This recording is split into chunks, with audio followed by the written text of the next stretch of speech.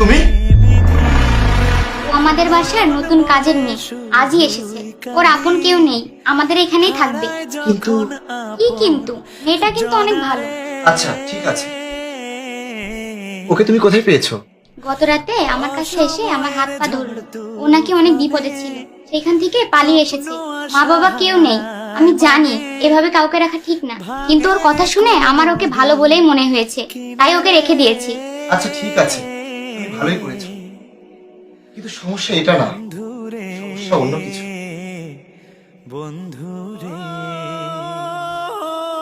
তুমি বেঁচে আছো, কিন্তু তুই যে আমাকে বলেছিলাম তুমি আগুনে পুড়ে মারা গেছো, আর আমি নিজেও তো দেখেছিলাম আমাদের বাড়ি আগুনে পুড়ে ছাই পেয়ে গিয়েছিল। তাহলে তুমি বেঁচে আছো কিভাবে? আর এতদিন তুমি কোথায় ছিলে? ওই তুহিনী তো আমাদের সব সর্বনাশ করে দিয়েছে। আমার উপর ওর বদনজর ছিল। ও আমাকে বিয়ে করতে চেয়েছিল। আমি ওর প্রস্তাবে রাজি না হয় ও প্ল্যান করে আমাকে আটকে রেখে আমাদের বাড়িটা পুড়িয়ে দিয়েছিল। তারপর তুমি আমার এত বড় ক্ষতি কেন করলে? আর তুমি আমাকে এই জায়গায় আটকে রেখেছো কেন? আমাকে আমার স্বামীর কাছে যেতে দাও। আমি মরে গেলেও আমার স্বামীকে ছেড়ে আমি তোমার হব না। তুই তো আমার অবশ্যই হবি, আর তোকে তো আমি পেয়েই গেছি। শোন, তোর বাড়ি আমি পুড়িয়ে দিয়েছি, আর এখন তোর স্বামীকে ফোন করে বলবো তুই আগুনে পুড়ে মারা গেছিস। তোর স্বামী ফিরে এসে আগুনে পুরো বাড়ি দেখে তাই বিশ্বাস করবে, আর তোর কোনো খোঁজ করবে না। আর তোকে আমি এখান থেকে কোথাও যেতেও দেবো না। তুই আমাকে বিয়ে করতে চাস না, করিস না, তোকে আমি ঠিকই ভোগ করবো।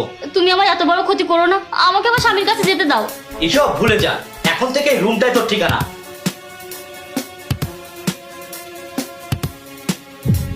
এতদিন ধরে আমি সেখানেই বন্দি ছিলাম। পরে একদিন সুযোগ পেয়ে আমি সেখান থেকে পালিয়ে এসেছি। কিন্তু এখন তো আমি আর তোমার নেই, আমি তো আবার বিয়ে করেছি। আসলে ওই ঘটনার পরে আমি অনেক ভেঙে পড়েছিলাম, তখন উষা আমার পাশে এসে দাঁড়ায়, আর তারপরে আমরা দুজন বিয়ে করি। আমার ভাগ্যটাই খারাপ ছিল। আসলে আমার কপালে স্বামীর সুখ নেই, তাই আমি তোমাকে এত কাছে পেয়েও বলতে পারছি না যে তুমি আমার স্বামী। কিন্তু আমরা দুজন তো দুজনকে ভালোবেসে বিয়ে করেছিলাম, আমাদের ভালোবাসা এভাবে নষ্ট হতে পারে না। আমি এখনো তো তোমাকেই ভালোবাসি। দেখো, তোমার স্ত্রী আছে, আর আমি চাই না সে কষ্ট পাক। তুমি এখান থেকে চলে যাও, নাহলে তোমার স্ত্রী দেখে ফেললে অনেক বড় সমস্যা হয়ে যাবে। আমি আমার এই স্ত্রীকে আমাদের সবকিছু বলে দিব, আমি এভাবে লুকিয়ে রাখতে চাই না। তুমি এখানে আমার চোখের সামনে এভাবে থাকবে, সেটা আমি মেনে নিতে পারবো না।